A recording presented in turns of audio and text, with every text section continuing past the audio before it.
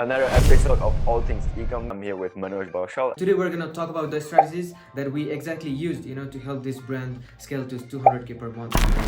First thing we're gonna talk about obviously are ads and like what kind of creatives angles we actually did. It is super important to know about the customers, who your target audience are, and it is crucial to understand the customer purchasing behaviors and like how they make the decisions. Okay, so by understanding your customer avatar, like it is super important, to communicate the message with them as well. And another thing would be like creatives. Like creative is super important part, when it comes to ads. Like it is like important to test, different variations of creatives. Like for example, like single image ads, carousel videos that is showcasing all the products and stuff, so it would be easier for them to understand about the product features, benefits, different angles of the product. For example, like people wearing it or something like that, so it makes a really difference. That's why like we gotta test every creatives, and then figure out like how to work for the particular brand. Another thing would be copywriting, like how do you send the message to the customers, like what kind of offers you want to create or what kind of angles you want to use, even in the storytelling ads for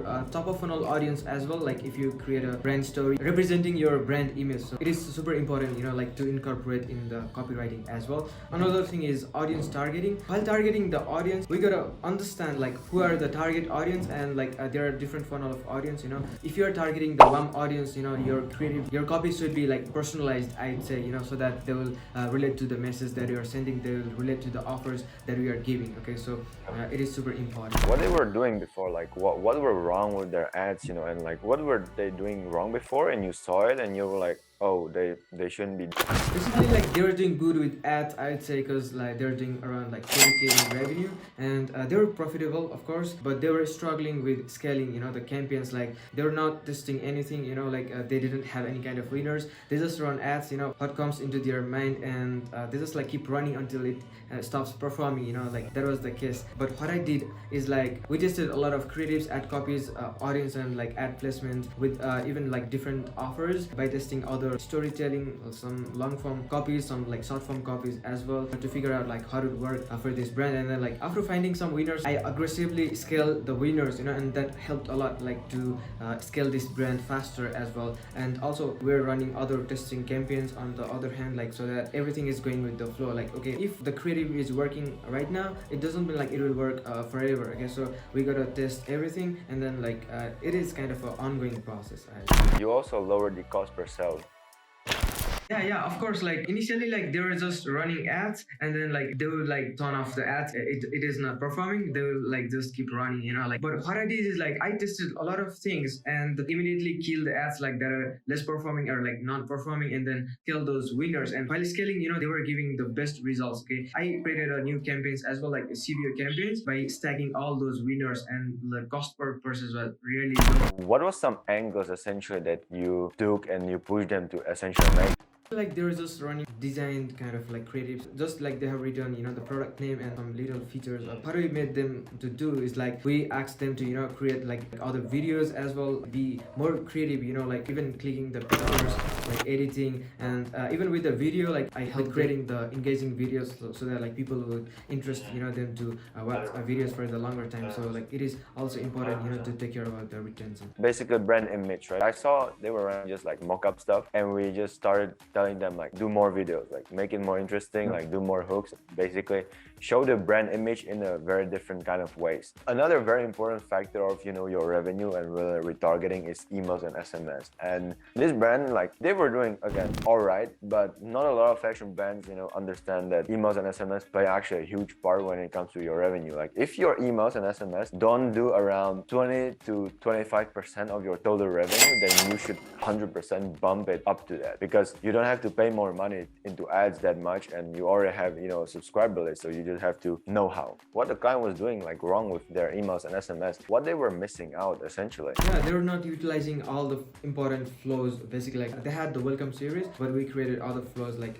abandon cart, browse abandonment, customer win back flows, and even like post purchase flows, by saying thank you to the customers like after they purchase, and maybe recommending other similar kind of products or upselling the products. Okay, we created that automated system for them. And also we created like other campaigns as well, like they wanted me to send some kind of like brand story, how they started their brand and how they are different from others. We also created like emails for that. Also they wanted me to send some kind of like promotions or something like that, like even in the Black Friday sale. We're leveraging the email marketing and SMS marketing. Did they have like a percentage? Were they offer on the pop-up incentivizing? I don't remember. Yeah, they had the percentage and stuff, but that was not compelling. We made some changes on the even like call to action button, some kind of like designs on the pop-up thing as well. That was not really organized. The designs was not really look good, so we optimized that as well. We also have to optimize, email designs a little bit, right? Because it was also a little bit messy,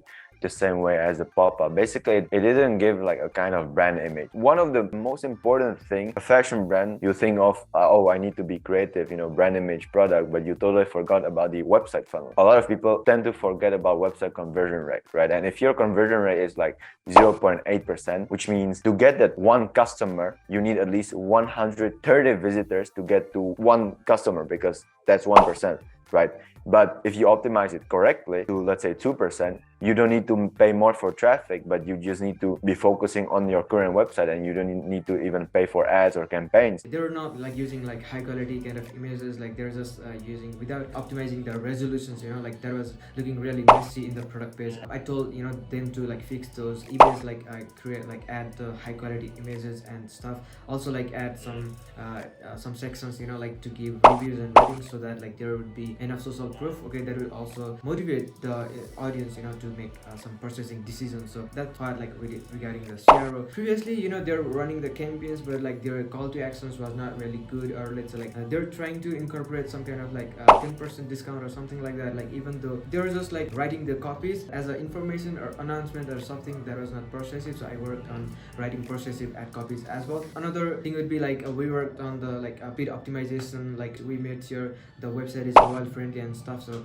that also helped a lot to increase the conversion rate. Did they have Google Analytics and Lucky Orange in place? Yeah, they had, but like they're not really analyzing or tracking the data. They're not making data-driven decisions, I'd say. You can make the best compelling website that you think that looks good, but at the end of the day, it's about the consumer, right? So you need to make, that's why we call it data-driven. We are getting data, a feedback from the market itself. And it's a case study, obviously, so we just talk more on the result base, but we try to make it at least valuable, So if you found it valuable and you want to see more of these kind of case studies, and even more detailed case studies, right, where we actually write the strategies down for you, where we just write exact copies, exact angles that you want to do, let us know down below by liking or engaging or commenting down below of another topic. If not, no worries. If you want to dislike the video, dislike it twice. And if you want to subscribe, you can subscribe. You don't have to. Hit the notification bell, and we're signing out.